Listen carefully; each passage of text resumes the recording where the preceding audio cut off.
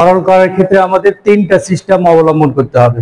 প্রথমত দেখতে হবে যে পূরক ভাঙানো যায় কিনা, দ্বিতীয়ত দেখতে হবে যে গুণ করা যায় কিনা, আর তৃতীয়ত দেখতে হবে যে কমন নেওয়া যায় কিনা। কমন এমন ভাবে নেব যেন কমন নিলে একটা উপপাদ্য পড়ে। কিন্তু এই যে বোর্ড প্রশ্নটা অনুধাবনমূলক প্রশ্নে ছিল, এখানে কোনো পূরক ভাঙানো যাচ্ছে না, এখানে গুণ করার কোনো অপশন নেই। আবার যদি কমন নেই, এই দুইটার মাঝে থেকে সি কমন নিলে এখানে থাকবে এ প্লাস বি।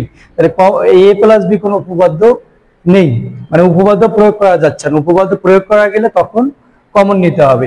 যখন এই তিনটার কোনোটাই করা যাবে না, তখন ওই সরলটার ক্ষেত্রে ধরে নিতে হবে।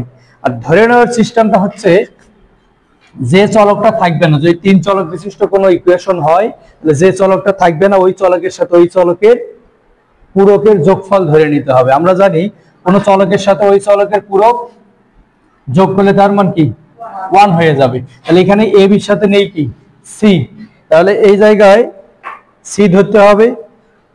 আবার এসির সাথে বি নেই, তাহলে এখানে ধরতে হবে বি প্লাস বি পূরক। আর বিসির সাথে নেই কি এ, তাহলে এখানে ধরতে হবে এ প্লাস এ পূরক। তাহলে আমরা এই যে এ পূরক বির সাথে ধরে নেব, যেহেতু সি চলকটা অনুপস্থিত, ধরে নেব সি প্লাস সি পূরক, এটার মান 1। 1 দ্বারা এ পূরক বি কে গুণ দিলে এটাই আসে। আবার এসির সাথে ধরে নেব বি প্লাস বি পূরক, এই বিসির সাথে ধরে নেব এ প্লাস এ পূরক। এটাই ধরে নেওয়ার সিস্টেম। যখন কমনও যাবে না, পূরক ভেঙে দেওয়া যাবে না, গুণ করা যাবে না, তখন এইভাবে ধরে নিতে হবে।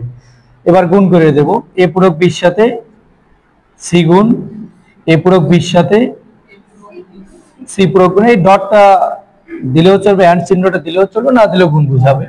আবার এসির সাথে বি গুণ করে একবারে সাজিয়ে লিখবো এ বি সি।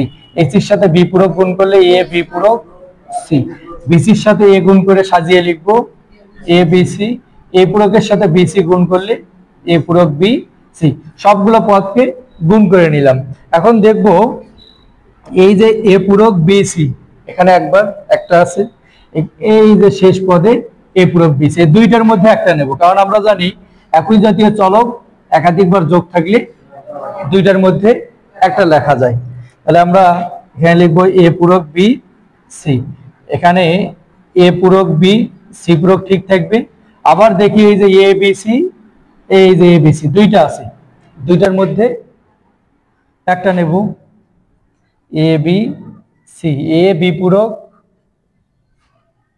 সি ঠিক থাকবে।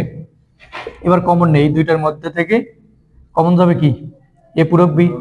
এই যে এ পূরক বি কমন নেব, এ পূরক বি কমন নিলে সি প্লাস সি পূরক।